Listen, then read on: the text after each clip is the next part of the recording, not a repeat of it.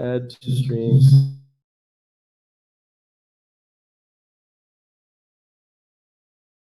What if I does that work? Yo, can someone test it out for me real quick?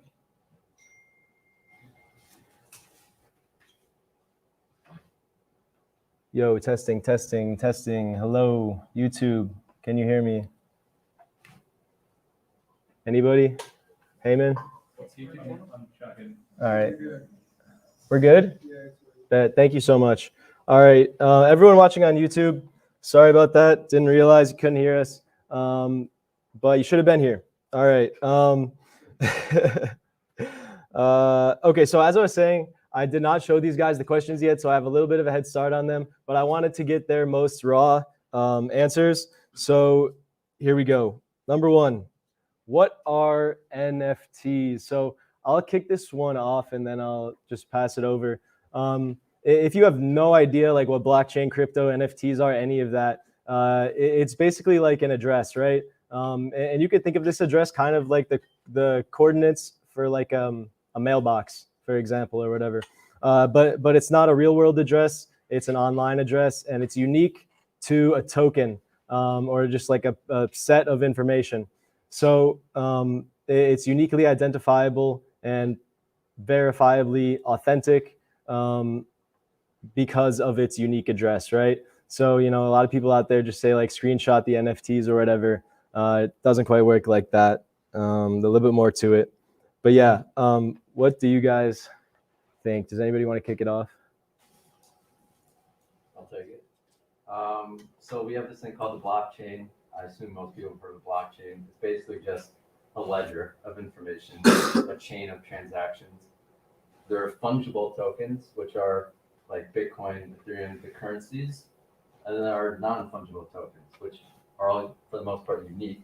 And what they do is they just point to digital files. So that can be a picture, a videos, an audio, like a 3D file for gaming, you name it. If it's a digital file, it can be an NFT.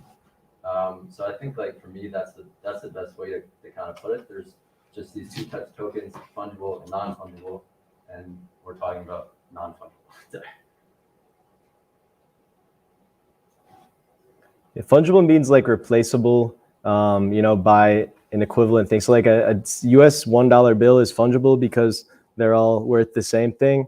But like the Mona Lisa is non-fungible because you can't just get a copy of the Mona Lisa. It's not the same thing. Is that clear?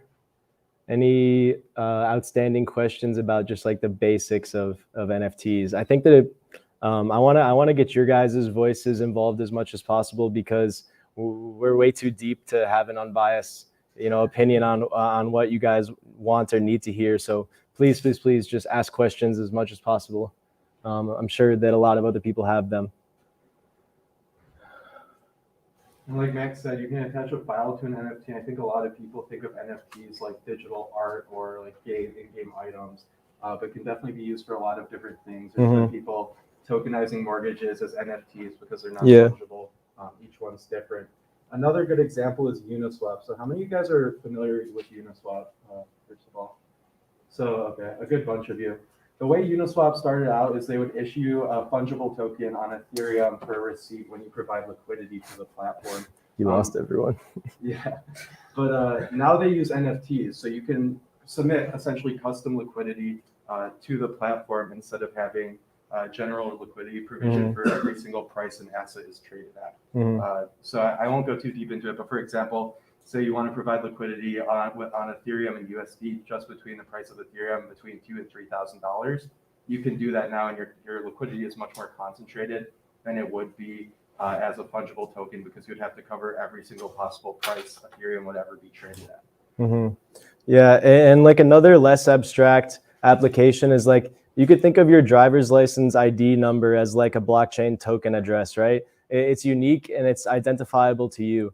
So I predict that in the future, the US government will launch its own private blockchain in which citizenship records, driver's licenses, you know, home deeds, voting rights, all these type of things will be associated with, you know, your citizenship NFT, right?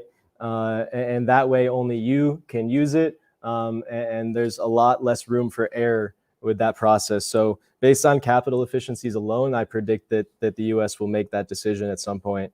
Assuming you guys also saw the flyer go out with like ryanm.eth, loganross.eth. Yep. Those are Ethereum domain names. Those are actually NFTs as well. So it's another cool application of NFTs. Yeah. And these NFTs, the purpose of them is to point to your Ethereum wallet address. So just like NFTs have a unique address, your user identity or your profile called your wallet has a unique address as well. And it's this really long string of like 64 random bits. But you can use a domain, a .eth domain that points to that address, and it basically makes it human readable, right?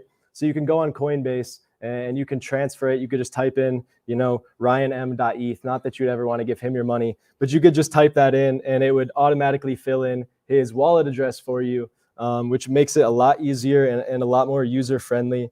It's a big step towards mass adoption, but there's many, many more that need to be taken. Any other thoughts on what are NFTs? Can I build on the domain name? Please do. Yeah, so the internet is what we would call Web 1.0. And with the internet, we had website domains. Web 2.0, social media, we had usernames for social media. So this is Web 3.0. And Web 3.0, we have wallet address domain names. So that's just like the easiest way to kind of put it on a timeline. I think everyone in this room at some point is going to have one of those .ENS domain names. So yeah, that's just another way to contextualize it. Yeah, some people ask me like why I would want, I'll get your question next. Some people ask me like why would I want a .eth domain name? I told them like it's your Web3 username, right? So you might have a username on like Instagram and Twitter that are maybe the same, maybe completely different, but you need to pick different ones. And if Twitter decides that somebody else with your name is more important than you, then they can take that away. This is, ENS and these tokens fix this problem. How do you get a domain name? Ethereum name service. Just Google that. In the back. How do the domain names affect anonymity? Because right now, if you have a wallet address, no one can match that specific, wallet address to your identity. If you have a domain name, people can kind of find out who you are and kind of like look that up and either scan and see how much money you have in these transactions. And people that are like interested in privacy. Yeah. Would you say like there's a way to avoid or like stay anonymous in the future of blockchain still? So some people have wallets that they want to keep anonymous, maybe to hide their balances or their transactions or their money laundering. But a lot of people have addresses that are public and that they keep their NFTs in, and they use those NFTs as their profile picture. So you could already just go find the NFT and find their wallet address anyways. So if you have a private wallet, I would not recommend putting your name as the .eth domain. Save that for your public wallet, and then pick something else that's a little bit more anonymous for your private wallet if you wish to keep it private. But yeah, does that answer the question? Yeah, but I have a follow-up with that. Sure.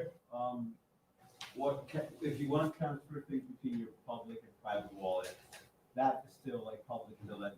Yes. People will be able to trace it, right? Yes. Yep. Yeah. So you can wash it through Coinbase pretty easily. There's also like Tornado Cash is like another protocol that just like a bunch of people deposit the ETH into it. It switches like the ETH around and then gives you some random stuff back so they can't trace it. And that's a good way to stay anonymous if you wish to do so. Natalie? Yeah. There was a problem with this, so there's immediately with like its NFT panel with WBC at the end. Okay. I can put it up at the end if you text it to me. Thank you. All right. Thoughts, questions, anybody? Yeah. You know how like there's different like crypto wallets like Coinbase or like Binance, for example. Like what do you guys like prefer? Like, is there a specific reason for that?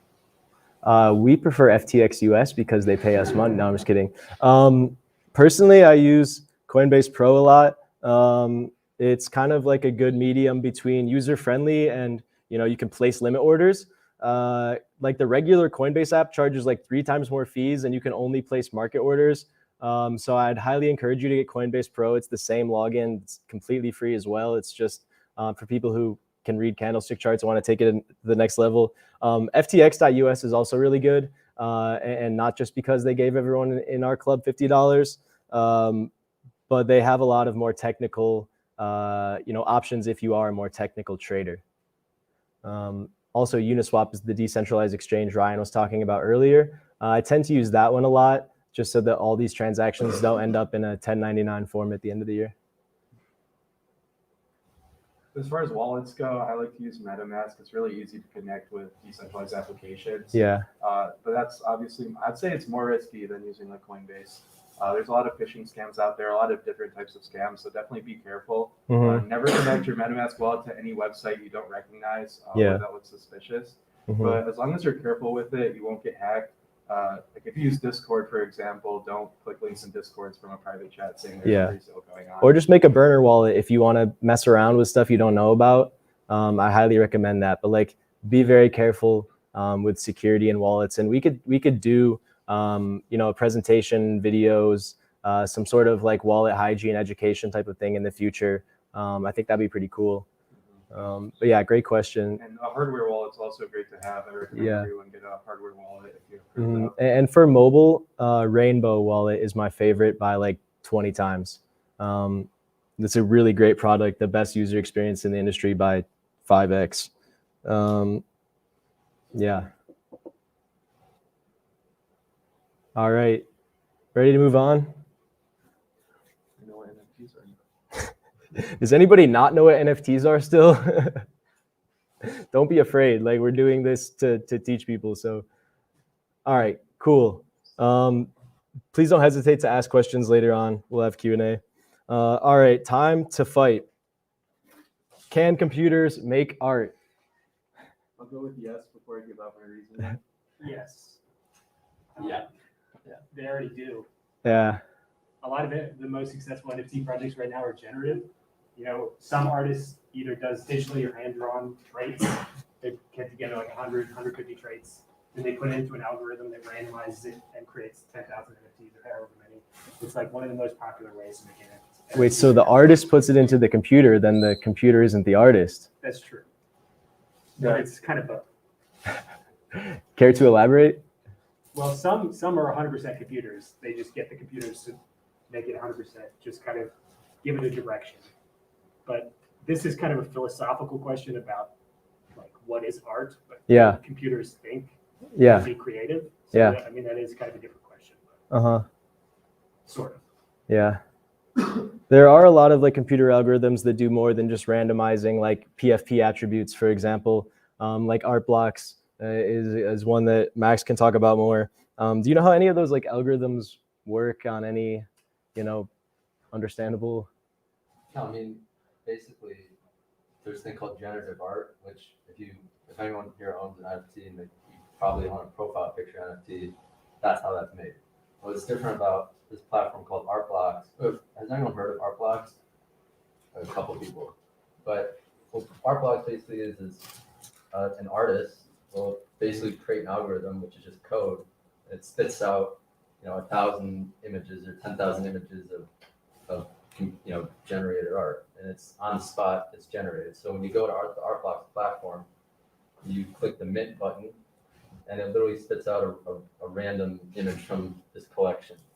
So this is an example of generative art created completely from code. This was actually released from a couple weeks ago. But yeah, I mean, to answer the question, computers can make art. Usually when I think about computers making art, that comes in the form of AI generated art.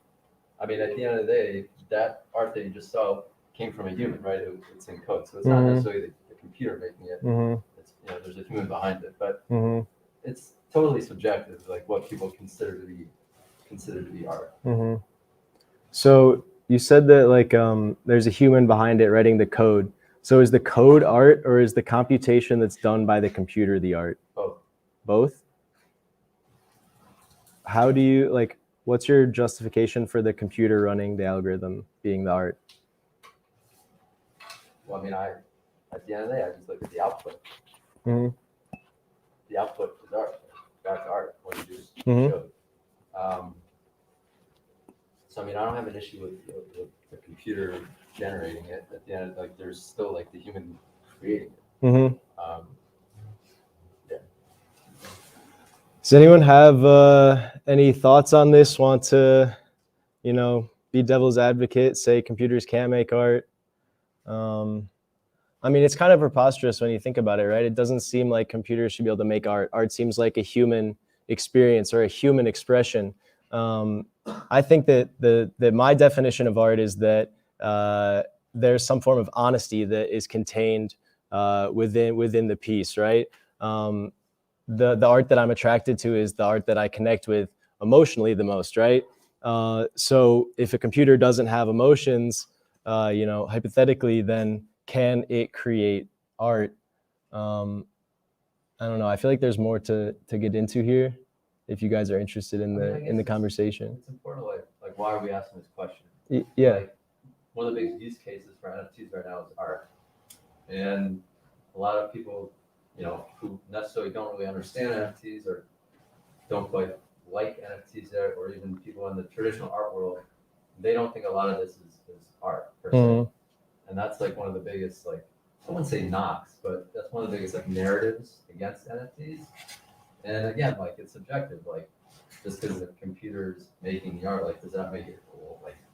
Like not art? Mhm. Like art, it's subjective. It's looking at something that someone created and like feeling something bigger, Mhm. understanding the context behind it, and it tells a story about something. So Mhm.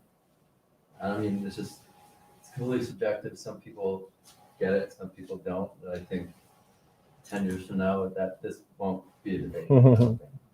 Yeah, I have to agree. All right, we can move on unless there's any questions. Heyman? I was gonna say, what are your guys' thoughts on like AI generative projects such as like Eminem by Art AI or like Lost Brothers? I don't have any really Yeah, thoughts, but no I thought Eminem was specifics. cool. Yeah. I don't follow those projects. Yeah, I mean, so AI generated art is like, now we're really talking about like computers making art.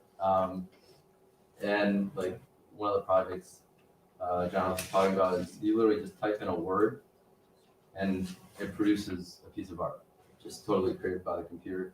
I think AI generated art is super, super, super early stages of it. I think it'll get more advanced as time goes on, and maybe the projects that are coming out today will have like historical value in the future. But right now, I think it's too early to like really invest in it with confidence. Logan, right? That's me. Sorry. I agree with your point where AI generative art is like really like new. It's like very speculative. And like as the other dude mentioned too, like I think as time like right now it might be kind of hard to identify like computer generated artwork as art.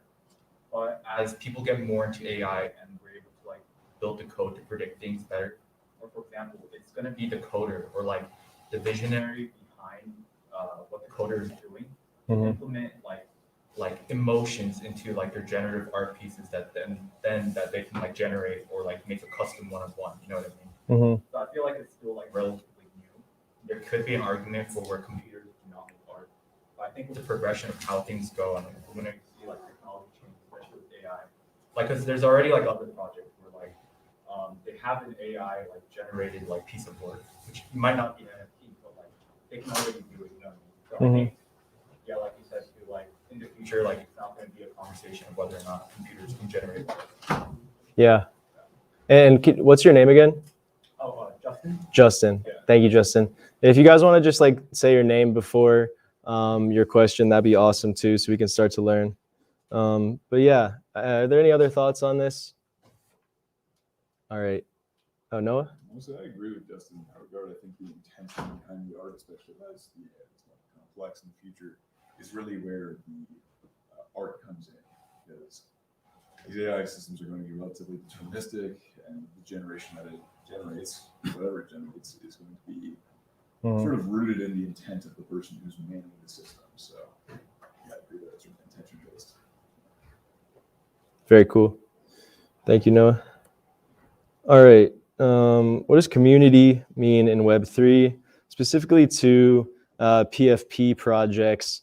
How do projects leverage community, build community, and provide value through community? I'd like to start with Henry on this one, if you're willing. Sure. So this is a kind of hard question because it's there's so many communities and so many types of, I mean, thousands and thousands of Web3 communities. They're all, you know, from small Discords of 500 people to hate beasts with 500 members. And it's like, in NFTs, a lot of it is based around money. Like, you can get a whitelist, you can get this NFT early for a cheap price if you become part of the community, be supportive. You know? And so a lot of it is built on that, which seems to me like kind of a shaky foundation. But there are also a lot of great projects that have like a really base of people who are just nice, who want to have a good time, just talking to people, making connections, networking. It's just so diverse that it's kind of it doesn't have one answer. It's really interesting too. I made the comparison to meme coins and NFTs before. I think both represent different communities, right? So there's the Shiba Army for Shiba Inu, and there's whatever the Dogecoiners are called, and a bunch of other meme coins out there. But you can buy those and get in really cheap, and buy as much or as little as you want. NFTs, I think, are very similar in the aspect of community. You buy in to be part of a community and network with other investors who think similarly to you. But I think it's kind of like ironic almost, because like all these NFTs that are going for tens of thousands, hundreds of thousands of dollars. And at the end of the day, like, what is the real utility in it? And I think NFTs can certainly provide a lot more utility than a meme coin can, at least for like, say, Dogecoin or Shiba Inu that don't really develop anything with their tokens. Whereas NFTs, on the other hand, they can do a lot more as far as access to events, utility. For example, like Mutant Apes and Bored Apes were able to get Adidas clothing through their NFTs, early access, stuff like that. So there's a lot more exclusivity that can be had through NFTs and other opportunities than there can be with meme coins. But I think their communities are similar in that they're both investing to be part of the community. Yeah, I think community is extremely important. Like, who owns like a profile picture NFT? Okay, a couple people. Community is like extremely important. Like Bored Apes, Cool Cats, Doodles. I'm sure a lot of you have heard these names. They would not be where they are without like their community. I would say I'm like pretty. I wouldn't say bearish on community, but I think a lot of the community comes from the money that gets tied up into these things. Like when you own something, like let's say you bought a Bored Ape for like five ETH, right? Which maybe at the time was 15 grand or something like that. Like you're now incentivized to, you know, make that asset go up in price. And there's 10,000 Bored Apes. And when you add the Mutant Apes, there's 20,000 Mutant Apes. So now you have 30,000 people who are all financially incentivized to make the price of this asset go up. So like you said, it's tied to money, like a lot of it.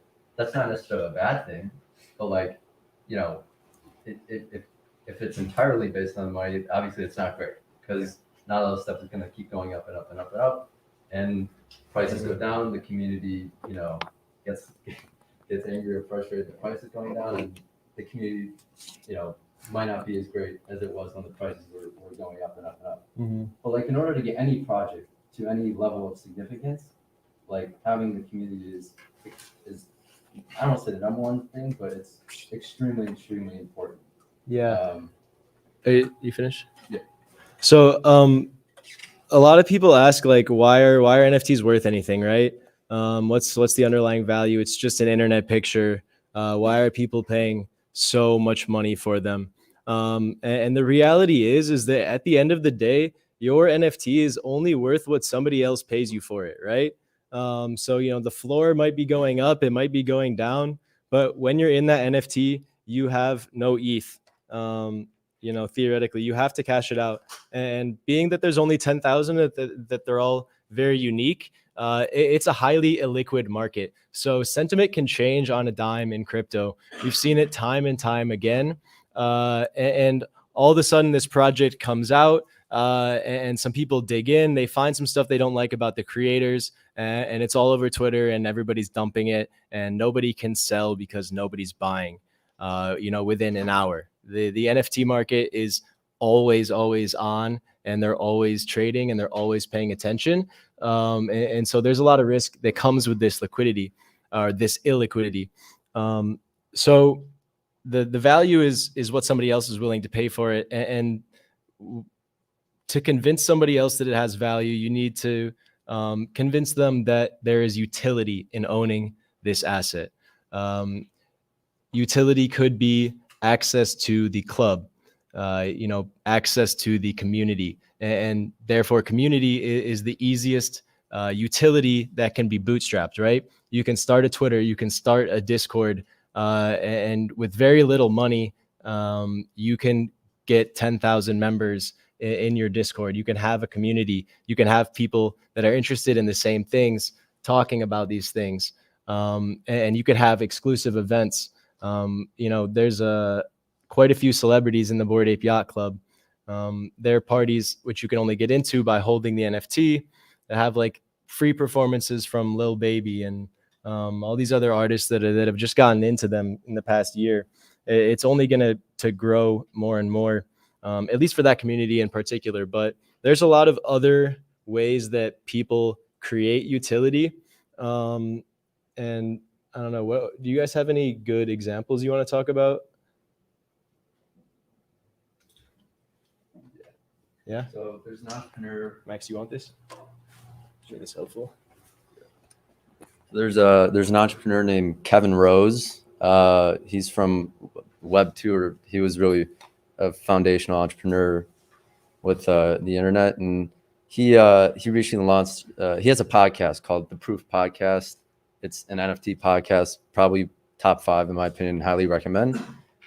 He launched an NFT which was basically 1,000 like membership passes, which gives you access to all kinds of like exclusive content, kind of like what a Patreon would give, the NFT version of that. And on top of it, by owning the NFT, he's going to be doing like, it's either monthly or quarterly, like art airdrops from the top artists in the space. So literally just by owning the NFT, you're getting gifted multiple NFTs per year on top of that. So like there's all kinds of different ways that like creators can add value to the NFT holders. It's really like, I don't want to say infinite, but there's ways that we don't even understand yet. We don't even know how you can add value yet. So right now, the main mechanic to do that is by airdrops and exclusive access to whether that's in real life events or virtual events or content. But yeah, that's just one example. But definitely check out the Proof NFT podcast for sure. And for anyone that's not familiar with an airdrop, basically you can write a program that finds all the wallet addresses that hold the NFTs in them. And then you just send another token to that wallet address for free. That's called an airdrop. There's a lot of airdrops that make you claim them from their website and pay the gas fee for it. And in my opinion, that's an ICO, not an airdrop, because you have to pay the gas fee, so the token is immediately worth the gas fee, ideally, hopefully. Can I say one more thing about community? Yeah. So community is obviously extremely important. I'm not trying to pick any project in particular, but let's say like Cool Cats, for instance. That's a pretty popular NFT project. Yeah, that's a pretty popular NFT project. The floor is 11 or 12 ETH right now, which is 35 grand. The community can be the best community in the world. It can be outstanding and everyone's nice and everyone's great. But if the people who are actually running the project like aren't capable of making people care about Cool Cats, that like the community, like who cares if it's like your NFT is not gonna be worth anything.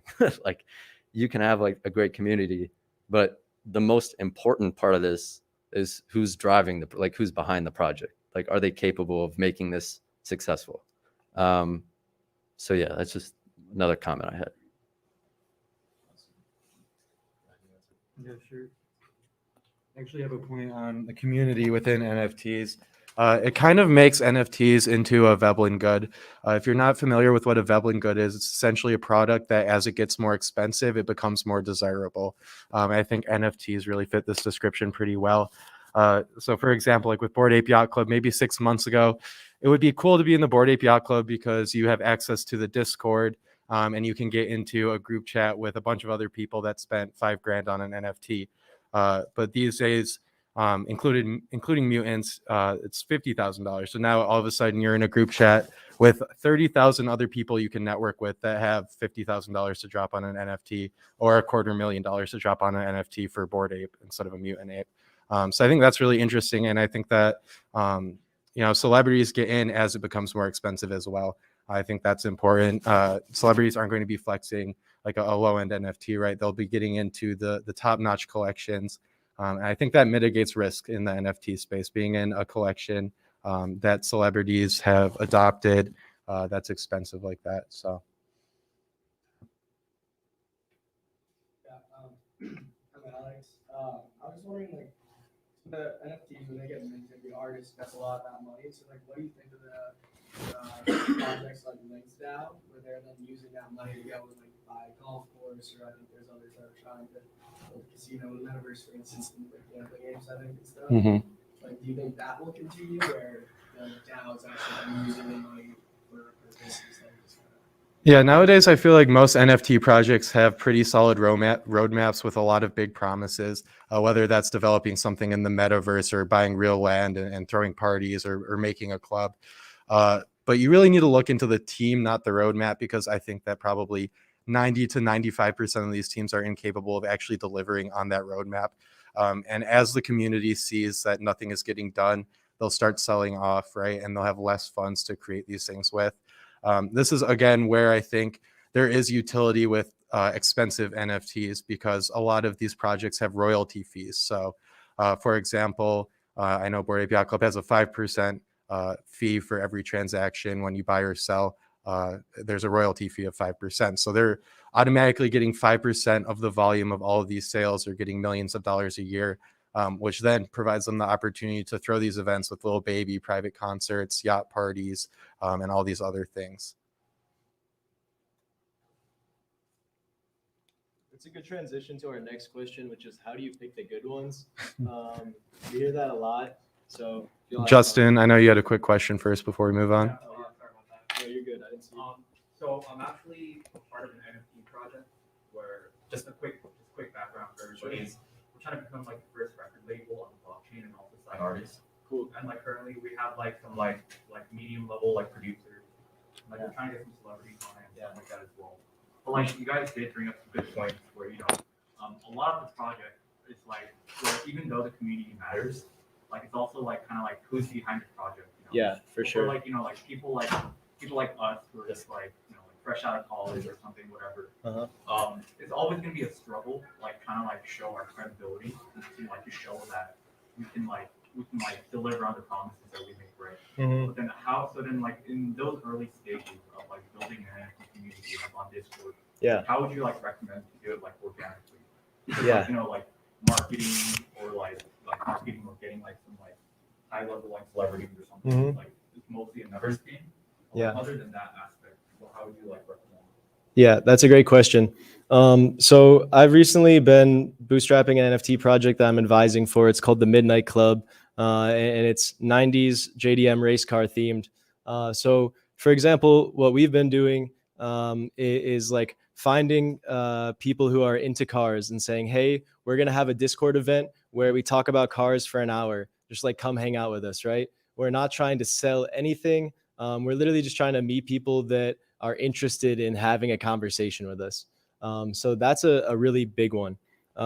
If you have the ability to produce unique one-of-ones for a select set of influencers that you like, and you gift it to them. And you say, hey, you reach out to them on Twitter, just DM them, say like, hey, I made this for you. Like, I hope you like it. No pressure, but I'd love to talk to you, right? And you can get something started from there. So you could get free celebrity endorsements or like influencer endorsements by, making relationships and going a little bit out of your way to give a gift to someone. Now, you might make 20 and you might get one response, but it'll probably be worth it. Any other thoughts on bootstrapping community? So I'm kind of doing the same thing as Logan. I'm consulting on an NFT project, doing marketing, like exactly what you're saying. And there's not really one way to do it, especially if you don't have people who have already done a big project and can easily kind of bootstrap a community. Most of the time, you have to kind of give them something, give people something to come. It's basic kind of economics. The most common is giving them a whitelist, letting them mint early. The easiest way to blow up a Discord community, like off the bat, is to give the first 400, 500 people who join a whitelist. Like usually when you do that and send it into the right other Discords, you can get 2,500 people in the Discord like in an hour or two. Henry, are you familiar with the story of how the Lemons got started, the creator? Somewhat, yeah. I mean, I can just explain it. Sure. So there's a PFP project that Henry's really big into. He told me about it. It's called Little Lemon Friends. And it has like a really, cute art style. And it's done pretty well over the past couple of months. But the way that the creator, he didn't know anything about NFTs. He joined the Cool Cats Discord and just started, making friends, talking, contributing, sharing thoughts, and responding to other people. And the creators of the Cool Cats, which are worth, like $10,000 or $20,000 for the cheapest one, they were more than happy to coach this guy on how to start a NFT project, how to do the art, how to spend your marketing budget. And they also sent over tons and tons of members from their own Discord, just because this guy was nice, right? So a lot of people, most of us in this room, I think, are here for mostly the same reason. And when you go online, it's more or less the same. There's always people like Beanie, but but yeah, I think that just like reaching out to people and saying like, hey, what's up? I'd love to talk to you if you have 5 minutes. Like that's the most powerful tool you have in your disposal at any moment. Great question though. We could do more on that in the future for sure. Is anybody else like trying to work in the Web3 space or currently working in the Web3 space? Yeah, cool. Everybody is hiring everybody right now, so you could get a job in not that long if you wanted to. Also, your note about music NFTs, you should talk to your competition, Jonathan Heyman, right there. You guys should build something together. That'd be cool. Heyman, do you want to talk about like 30-second summary? Yeah, sure. Like on what specifically? How are you leveraging NFTs and blockchain to build your music production business? Yeah, so like essentially like the concept of like a record label is kind of outdated. Can you speak up a little bit?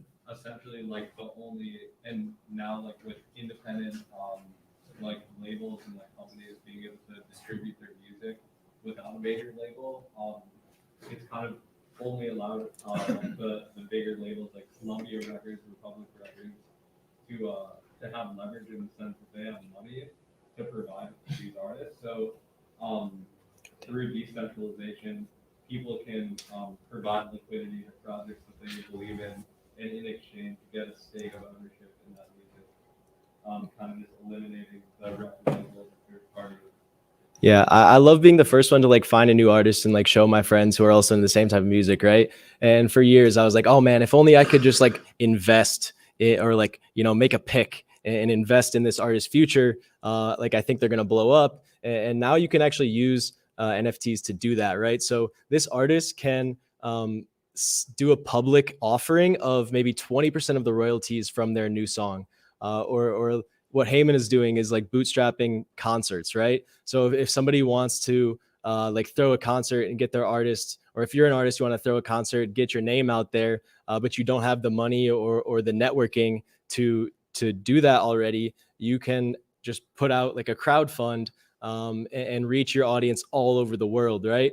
And that allows you to really tap into your niche as an artist and leverage your most authentic and dedicated fan base, which I think that most artists right now are realizing that. Unfortunately, they're realizing that, hey, I can make $20 million from all my fans and, you know, deliver them a shitty NFT project that took me a week to make, right?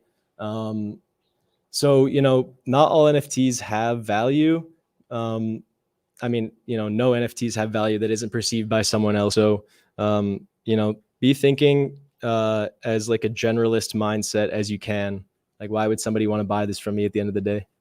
Can I plug my NFT project at the end of this? Yeah, for sure.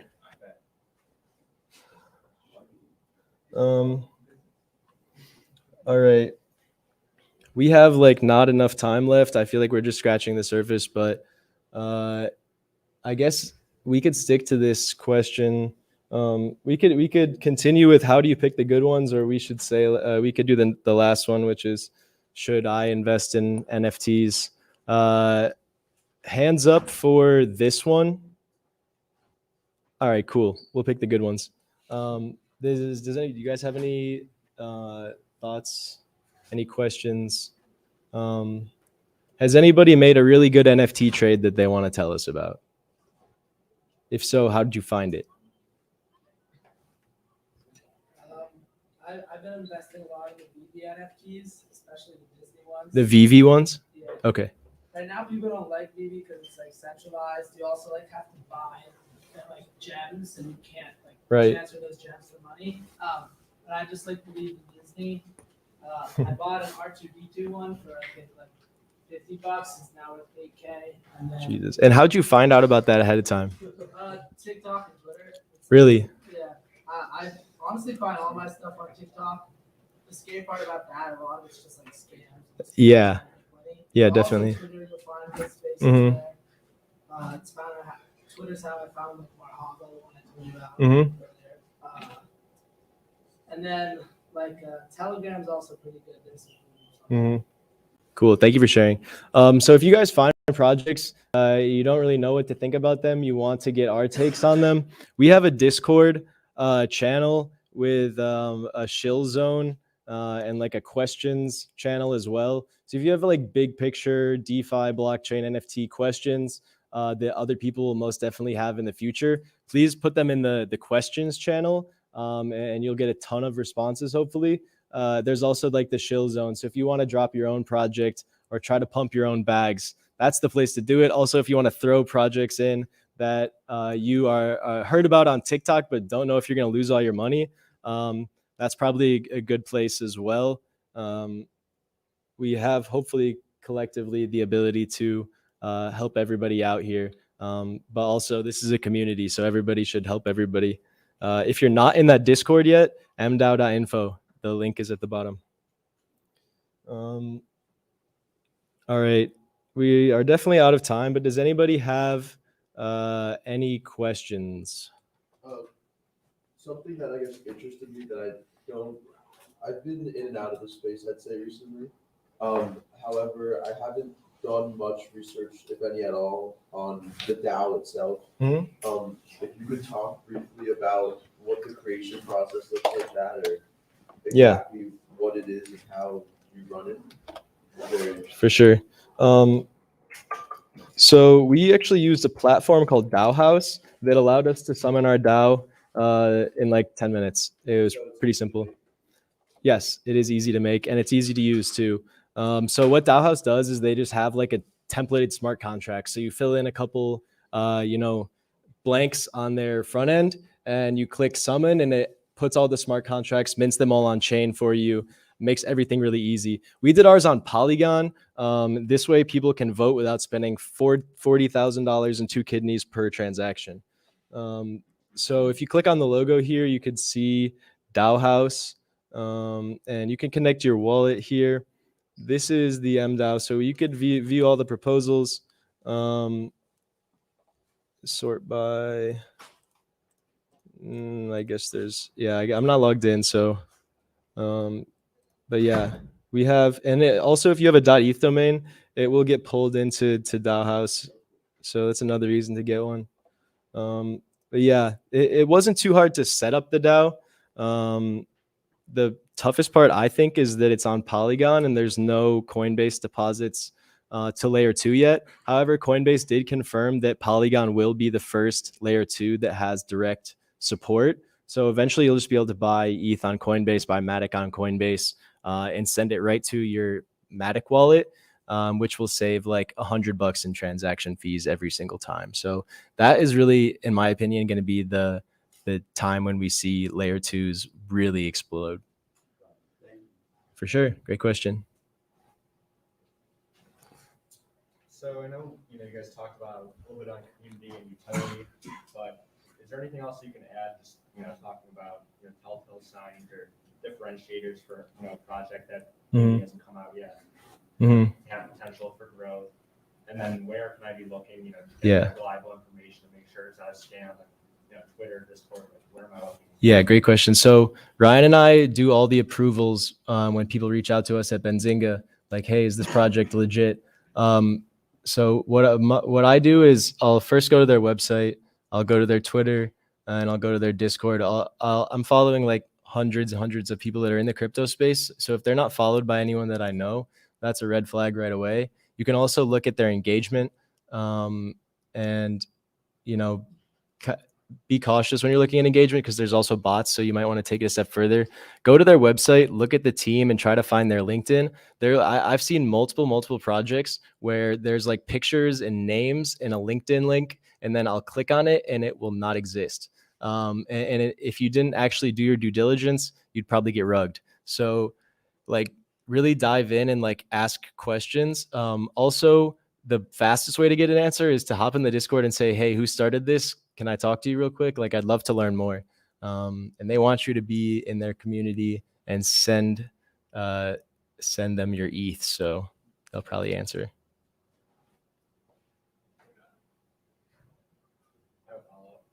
So do you guys think it's more worthwhile to, spend time doing due diligence for projects that haven't minted yet, or maybe, projects that are already established and then, for example, any of the ones you I think pre-mint is probably where there's more upside. You could see like probably 2 times a month there will be an NFT mint that will be between 0.1 to 0.2 ETH, and it'll resell for at least a few Ethereum. Yeah. And at that point, if you want to sell the hype after the release and then have a few Ethereum to play with in the NFT markets, that's great.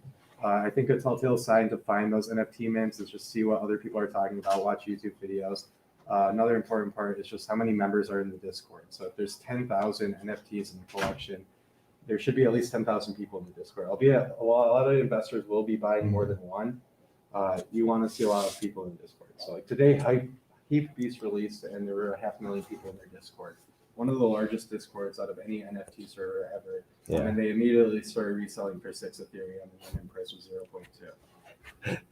Light 30x. Shameless plug here. Henry just started a new NFT newsletter for Benzinga. It's unfortunately $27 a month, but Henry delivers his 85 hours of weekly research in one email with the best mints, free mints, and that type of stuff. Hit me up if you want to learn more. I could try to get y'all a discount code because they are our sponsor. You want to talk about it? Yeah. I mean, I can. I feel like you have a lot to say. I have enough. So yeah, I've already been doing this for a Discord private investment server. I basically do content aggregation. I find, a ton of projects, maybe 5 or 6, and for them, I do it every other day. I have an update. It has kind of market sentiment, trends, specific projects, how specific projects are doing, kind of. In my last one, I talked about the whole beanie fiasco. But and I'm also I just started doing it for Benzinga. It's got a lot of good alpha, a lot of good content. I have to spend maybe not 85 hours a week, but it is my job. I have multiple jobs in it, so I have to spend a lot of time looking at these. So it really cuts down on the time you need to take. Yeah. It's now 7 o'clock, and I think that we got to get out of here. But last thing, real quick, please fill this out. This is how we'll get in touch with you in the future. Go to mdao.info. Follow us on Twitter. Turn the notifications on. We won't spam you. We'll only be meetings. Join the DAO. Join the Discord. Hit us up for coffee chats. There's also a form for that. If you want to talk to any of us about anything, just fill out that form. Say who or what you want to talk about. We'll connect you with someone. We're doing this, for the community, for everyone. So engagement is much appreciated, and we are out of time. So let's pack it up. Thank you so much, everybody. Can we get a round of applause for our panelists?